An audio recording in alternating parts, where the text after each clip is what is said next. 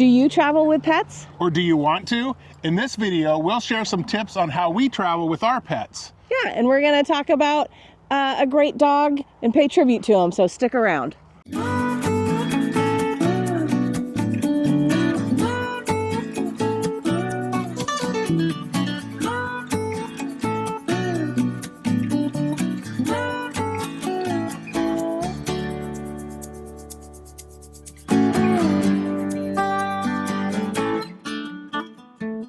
Welcome back to the Wild Blue Wanderers channel. For those who don't know, I'm Scott. I'm Ashley. And we've been traveling full-time in our RV with 3 dogs and 1 cat. Yep. And so it's not ideal, but they're our family and we make it work. And unfortunately, we've recently lost Cooper.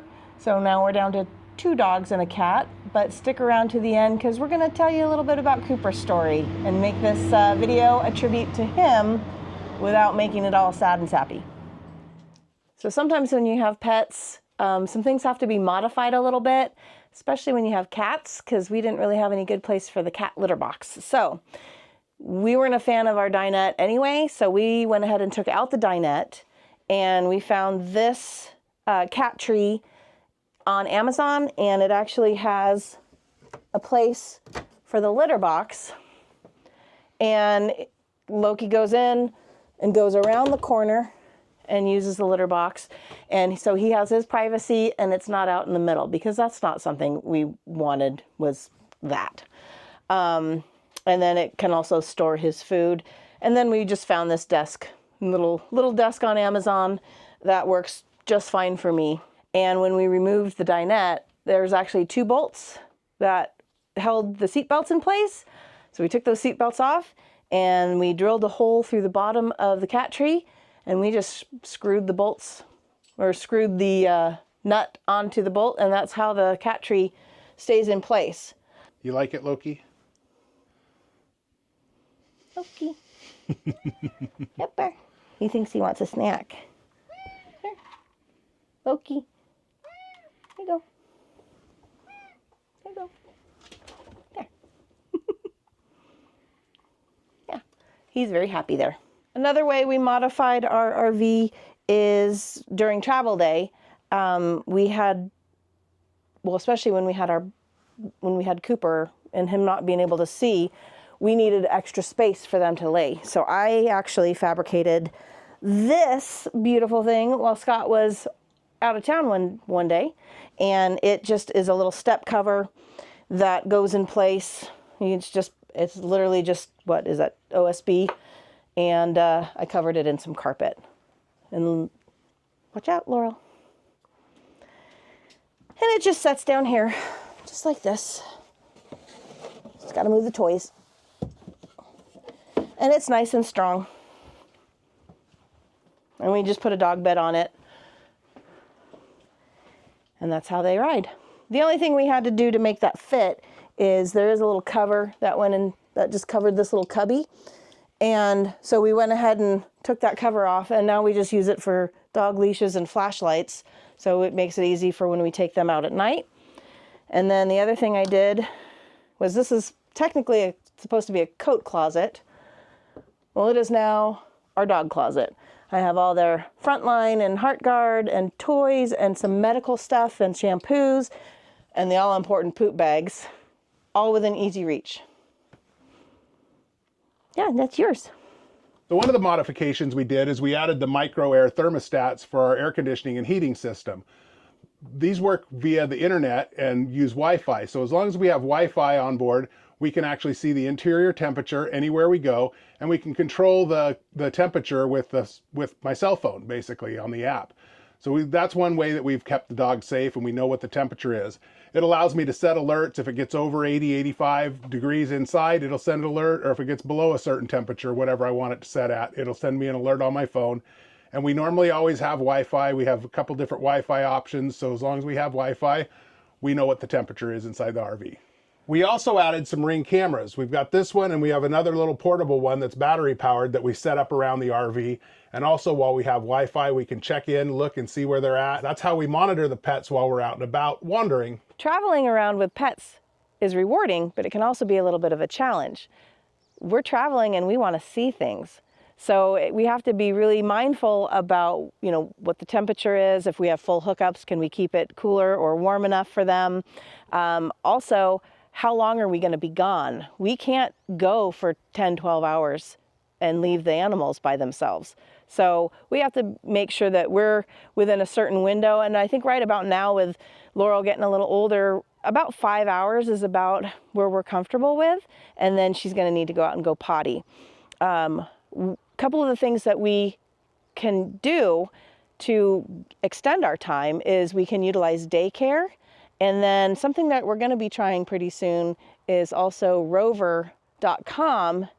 You can hire people to come in and let your dogs out. And when we are in our campsite, we also think about ways to enrich their lives. So one of the things we've done for our cat to enrich his life and make him happy is we've got this catio. We ordered it off of Amazon, and it's very easy to set up, and it collapses so we can store it easily in the motorhome. Loki has always been an indoor-outdoor cat on the farm, and so he really missed being outside.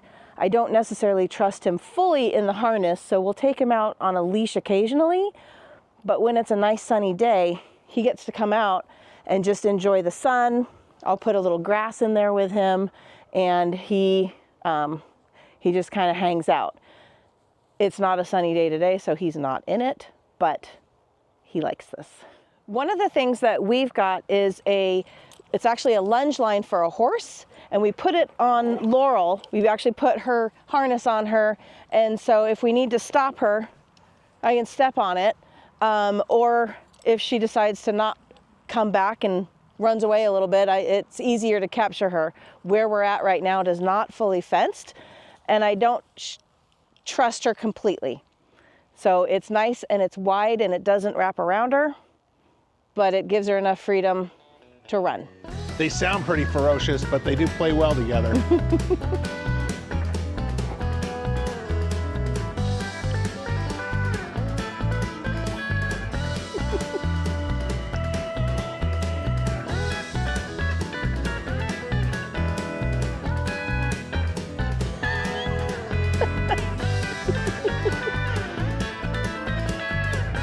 See, it's not always Willie beating up her. She's beating up him sometimes too.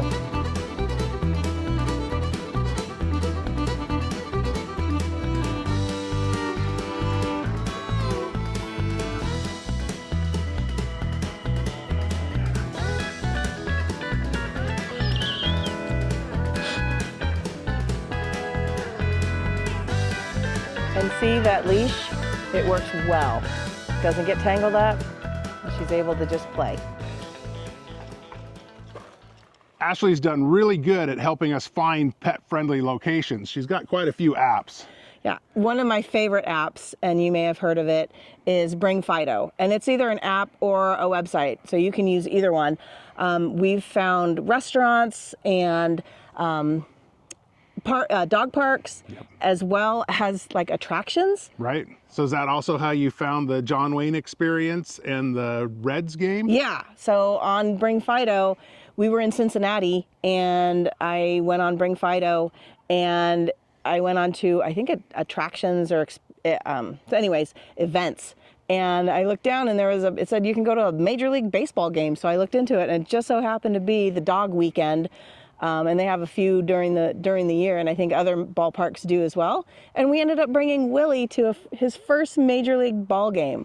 And then when we were in Texas, that's when we found, I think you found it actually on the app, but the John Wayne experience. John Wayne experience is pet friendly, because that was in Fort Worth, and Fort Worth is pet friendly anyway. Yeah. So almost anywhere you can take them. So that was the cattle kind of fun. drive, all that fun stuff. That's all pet friendly. Willie enjoyed watching the cattle drive. Oh yeah, he did. So anyways, we did a video on that. You can check that out. Mm-hmm.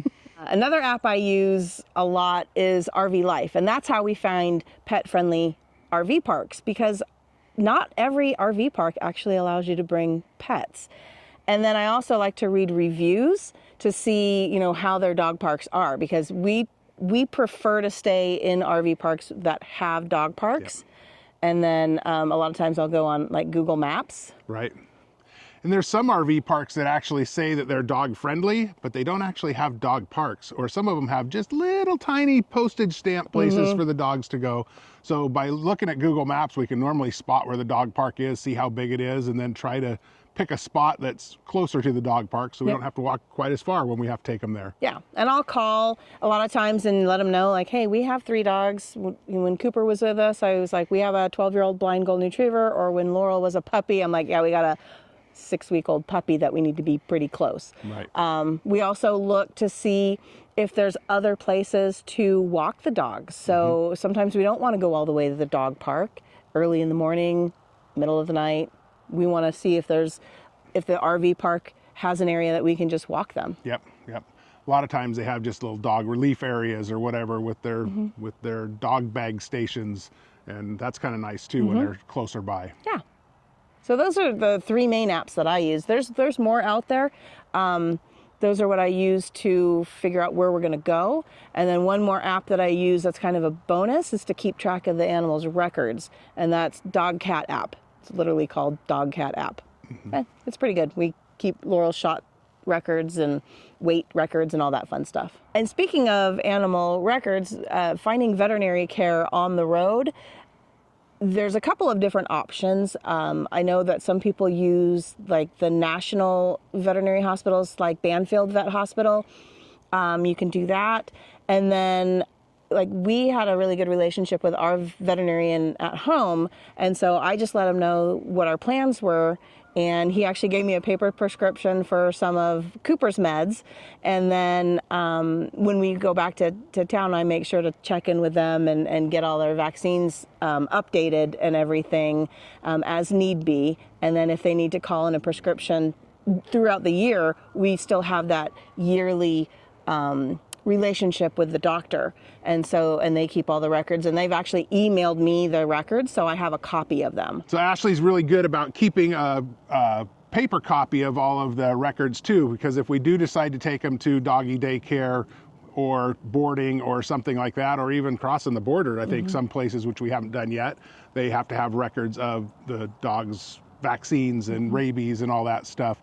I'm sure maybe even some of the dog parks and RV parks might ask for that too. So we got a paper copy of all that stuff too that she tries to keep the records all updated on. Yeah. So, and a lot of times the veterinary hospitals will give you like a little summary, and that's what I usually keep printed out. And the big records, if it's an old fashioned where they still do handwritten stuff, I just have that in my email. Perfect. So I'm usually responsible for all the veterinary stuff because I've been a veterinary technician for 25 years plus or something like that. One thing I wanted to mention, yeah, I know, I'm old. One thing I wanted to mention is what is normal in the area that you live or that you're from may not be an issue somewhere else or vice versa. So where we're from in the high desert of Southern Oregon, fleas and ticks and heartworm weren't really a huge thing. But we're traveling through the South. We're traveling all over the United States. So I wanted to make sure that we're up to date on heartworm prevention, flea and tick prevention, as well as knowing if we go into a certain area, what kind of issues are prevalent, and take the necessary precautions for your pets. So I know in Tennessee in the spring is huge tick season. So limiting time outside, reducing brush, checking for ticks after they go out is huge, even if you have flea and tick prevention. So just little things to remember. We really enjoy traveling with pets, and Cooper was no exception. He really brought a lot of joy to our life, and we're really glad we got our time with him. Cooper's story, we got him in Cooper's story, we got him back in 2017. Right after the big solar eclipse. Yeah, the total solar eclipse. Yeah. So he was a friend of mine. So I had a friend of mine, and her son got him when he was in high school, and a senior in high school. And life happens, and he was his best buddy. But as he grew and got out of high school, he got married and had a kid, and they really wanted Cooper to have a better life and have more space, because they lived in the country and then moved into the city. Yep. And we lived on the big farm at the time, and they had a small apartment or small yard as far as we know. And so we adopted Cooper and brought him to the farm. Yep. He loved running around the house. Oh man, the very first time we got him there, he met Cody, our dog at the time, and they became quick friends. But Cooper used to do hot laps around the house, and I mean, he just loved it. He was a city dog though, so he was a little bit Tender-footed. Yeah, he had a hard time walking on our gravel. Yep. But that got fixed real quick. Yep. He learned to walk on the gravel, and he was a little overweight, and the hot laps kind of helped that a little bit too. Yep. So. Yep. And and he started going night blind actually. We noticed that we'd have to turn on lights for him to go up and down the stairs, and and we didn't know, and it seemed to have progressed, and we didn't realize he was blind. Yeah, it was about two or 3 years ago. We actually let him out. Some friends were at the house, and he came running out of the house, and he ran full speed straight into the side of a cargo trailer and had no idea it was there. No. And that's when we realized at that point that he was completely blind. Completely. And couldn't see a thing. No. Couldn't even tell TC lights or shadows. No. At least, yeah.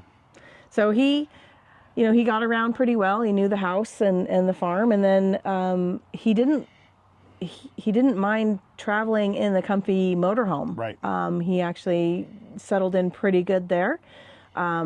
He was never a big fan traveling in the Jeep or the pickup. He was okay, but especially if we started getting off-road and going on some of the rough roads, and then when he got blind, it was even worse. And I can't really blame him. We couldn't see where we were going and what we were bouncing around on, so he would get pretty nervous and start panting pretty heavy. So we kind of stopped taking him on some of our excursions at that point. Yeah, he was always been a happy boy, and wherever he went, he just made friends. Absolutely. For any of you that knew him, thing he loved the best was just to lean up against you. We'd almost knock you down, and if you started petting him, you wouldn't get rid of him. Oh no, he was obsessed with. He didn't really care about other animals, other dogs. He put up with them. He didn't mind, but he loved other people and strangers. He seems like he liked strangers better than he liked us. Yeah, he really loved other people. OPP. Yep.